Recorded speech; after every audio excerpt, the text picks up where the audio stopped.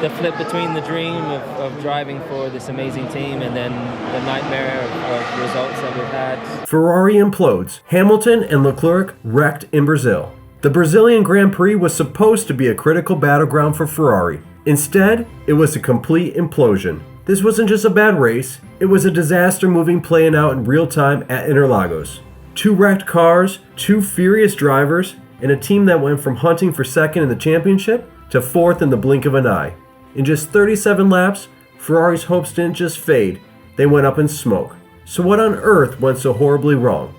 Coming into Brazil, Ferrari was locked in a tight fight for second in the Constructor Championship. Hopes were high, especially for Charles Leclerc, who put his car in a fantastic position. For a few brief corners, it looked like the plan was working. Leclerc held his position, ready to fight for a podium. But this is Ferrari, and disaster is seemingly always just around the corner.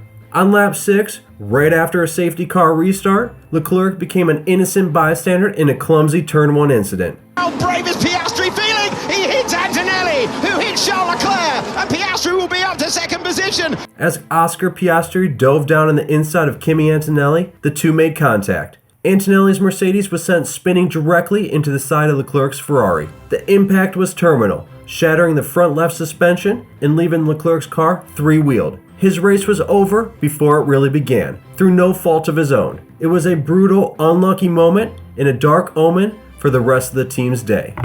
While one side of the garage was in shock, the other was about to suffer its own painful collapse. Lewis Hamilton's race was already on the back foot after contact with his old teammate Carlos Sainz on the very first lap, which made his car feel unstable. The real damage, however, came just a few laps later. While trying to overtake Alpine's Franco Colapinto, Hamilton misjudged his move and clipped Colapinto's rear, destroying his own front wing and, more importantly, his car's floor. The team pitted him for a new wing, but the underlying damage was severe. Hamilton told his engineer the car was crazy unstable and that he felt on the verge of crashing. But the car's crazy unstable. The damage is more in the high speed, as you can see. And to pour salt in the wound, the stewards slapped him with a 5-second penalty for the collision, which Hamilton called a complete joke over the radio. 5-second time penalty for collision. The car moved over on me, so With the car undrivable and losing huge chunks of downforce, the team finally retired him on lap 37. Hamilton himself would later call the weekend a nightmare. A double DNF and 0 points is a catastrophe, but for Ferrari, the disaster didn't end when the cars were wheeled back to the garage. Just a day later, Ferrari chairman John Elkann delivered a shocking, harsh public critique of his own drivers.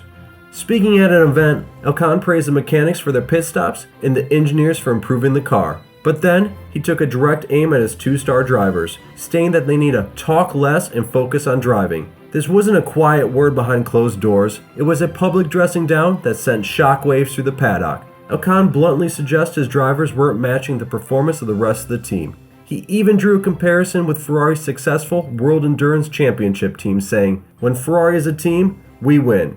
These comments reveal deep cracks within the team, suggesting the nightmare weekend is far from over.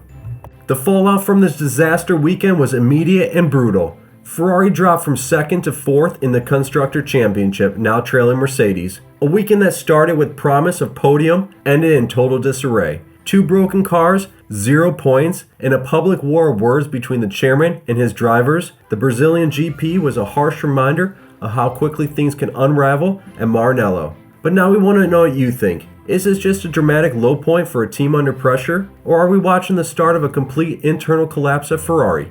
Let us know what you think in the comments below. And if you like this video, don't forget to hit like, subscribe to this channel, and turn on notifications for more breaking news and updates right here at the F1 Racing Newsroom.